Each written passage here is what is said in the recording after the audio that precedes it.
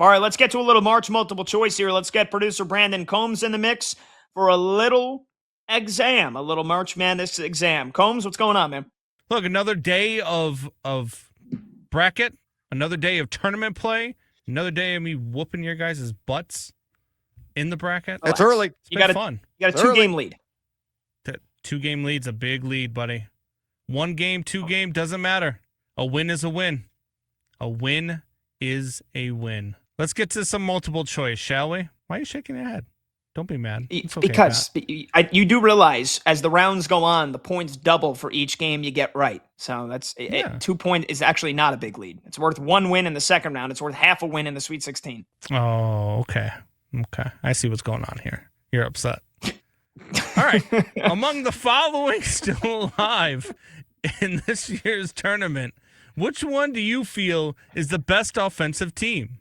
Is it A, Purdue, B, Alabama, C, Arkansas, D, Illinois, wonder where Brad's going, or E, Michigan? Of course I would go with Illinois, who had an incredible, sensational shooting night against Penn. Not exactly the almighty Penn Quakers from the Ivy League, but Illinois in the second half had 1.93 points per possession. That's outrageous. They had 1.55 overall in the game. That was the highest points per possession tally by an NCAA tournament team in 18 years. Illinois historically has the best offensive efficiency in college basketball in the Ken Pom era, stretching back to the late 90s. I gave you all the evidence. It's indisputable. Slam the gavel now, Judge. It's Illinois and a walk. I will disagree. I'll go with C, Arkansas, third leading scoring team in the country, over 91 points per game, and they got Darius Acuff. No offense to Keaton Wagler, Brad, but Darius Acuff, better player. Arkansas, better offense. I agree. I'll go with the Razorbacks. Yeah, look, I think Michigan's had one of the best offenses all year, and I still think they're one of the best offenses in the tournament, so I would go with Michigan on this one. Of teams that sloughed through their first round matchup, which one do you pause the most on in their round 2 matchup? Is it A, Duke versus TCU, B, Gonzaga versus Texas, C, Virginia versus Tennessee, or D, Louisville against Michigan State? Pat? That was a tough read for you there, buddy, huh? I will go with D, Louisville. I'll go with D, Louisville, and maybe this is a cop-out answer. I mean, they're the 6th seed, so they're the only team of these 4 teams that are the lower seed. But again, without Michael Brown, they did a good job in taking care of business against South Florida. But Michigan State's defense is going to pose a whole other set of problems. So I don't expect Louisville to go through. I don't know many people that do. The Sparty defense should be really stingy to beat without Michael Brown. So I will go with D, Louisville.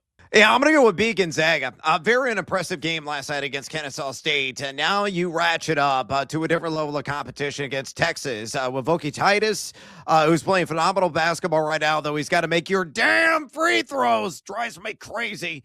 With Jordan Pope, Tramon Mark, Kendall Weaver as well. That Texas team right now has been peak efficient on the offensive end, and that Gonzaga team not exactly peak efficient outside of Graham Ike, still really missing Braden Huff, and they've been just subpar defensively. So the Zags, they're on upset alert again in the round of 32. Yeah, reading that question was almost as tough as Pat's bracket.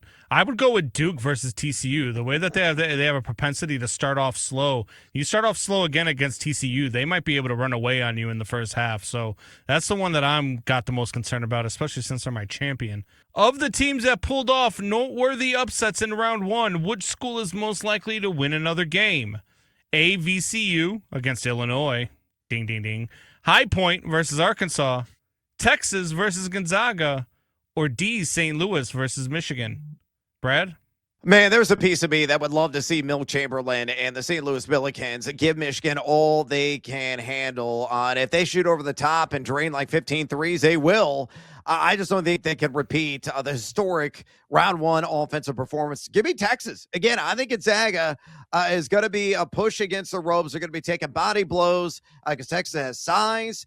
They have size on the wing at the guard position. And again, they're one of the best offensive teams on a per possession basis in this entire NCAA tournament field. The Zags are just, again, somewhat average defensively. So Hook 'em horns. I believe it is Texas, but I'll give you another one that I think will be close. Give me B, High Point. I've fallen in love with Flynn Clayman and the Panthers after his fiery interview. If they can go blow for blow with Wisconsin, they can go blow for blow with Arkansas. I mentioned they got a great offense, subpar defense. Give me High Point.